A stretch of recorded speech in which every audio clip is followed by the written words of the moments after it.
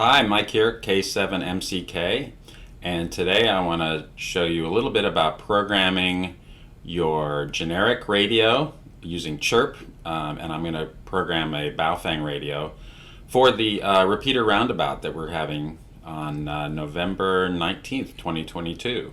So we have 107 repeaters that are participating in this contest or event, and so that is a lot to program manually, so we're trying to make it easy for everybody by providing some programming files so you can get your radios programmed to support all these repeaters.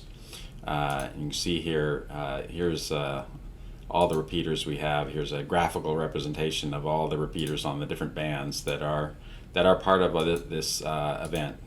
So, and you can see there's a lot of them here. So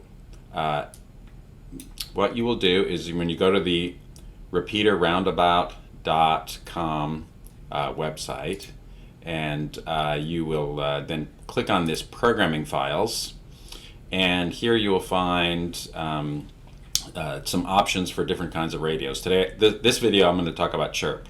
So if you don't have Chirp installed, if you click on the Chirp link here, you can see how to get it, and I won't go into installing Chirp itself, but we'll just show you how to program your radio, and I'm going to use a Baofeng for demonstrations of this. So you'll click on this, there's some little help description here as well if you want some more information about it. So you click on this download link and you'll get an rr_frequencies.csv file on your local machine, and that's all you'll need for programming it, as well as the Chirp software. So let me switch over to Chirp. Actually, before we go to Chirp, let me talk a little bit about what the hardware you'll need, because you will need a programming cable. So here's the Baofeng radio, and then you will need a cable like this one, which is a USB cable to your computer. And there is these are not just totally generic cables. You know, it has the connector for the audio and microphone jack of your Baofeng, but there is a chip in here that connects to USB. So you'll need this cable to program your Baofeng. So hopefully you're already set up with that, or can borrow one from someone else. So okay, now we'll plug that in and we'll go to Chirp. Okay, so the next step is to plug in the programming cable into your Baofeng, and be sure to press it in tightly. I sometimes don't get it in all the way. You have to press it in pretty tight. Make sure it's all the way in, and then you can turn on your radio, and now that's connecting it to your computer. And then we go back over to the Chirp software.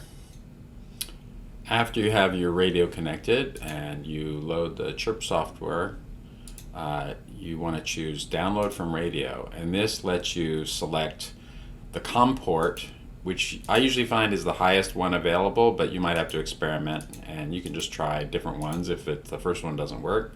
You choose the vendor from this long list.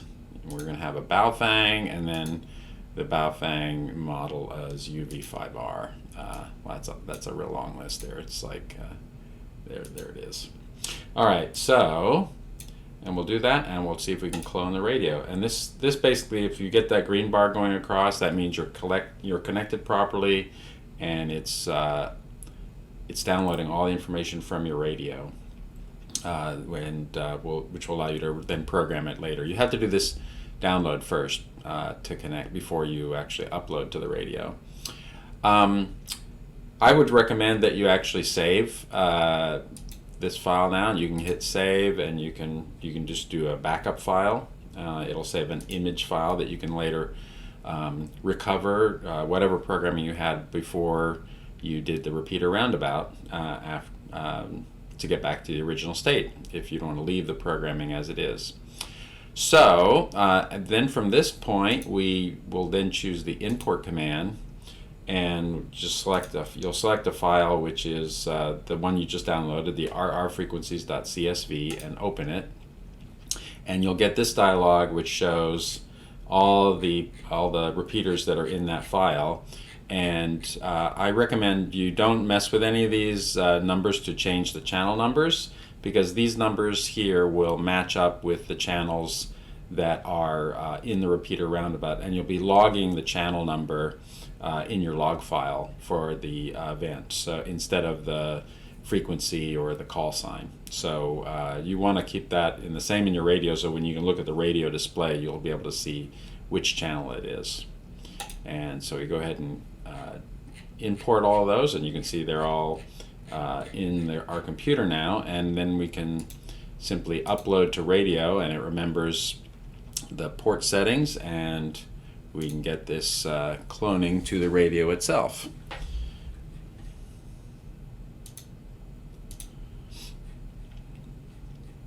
And it takes a few seconds.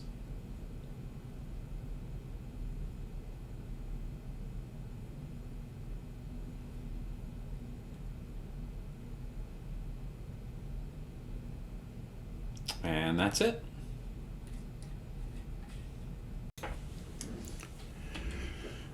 Okay, right now the Baofeng has two frequencies, an A and a B channel.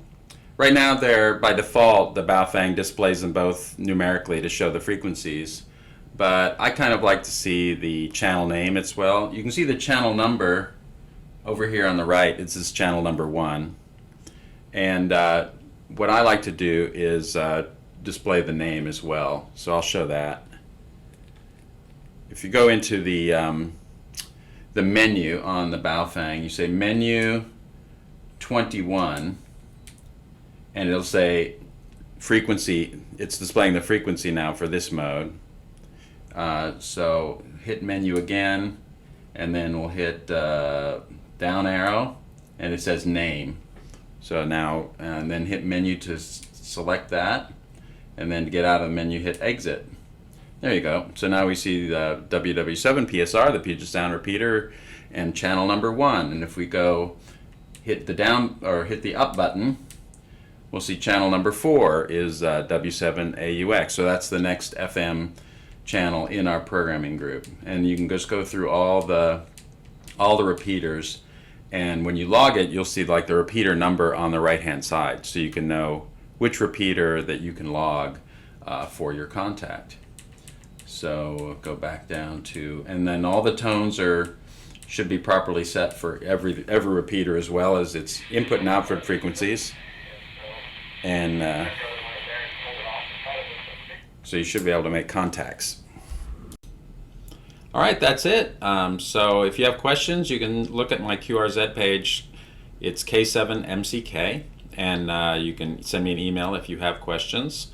Also Quinton, who is organizing this event, is K7DRQ, and I'm sure we'd both be happy to help you out and get you on the air.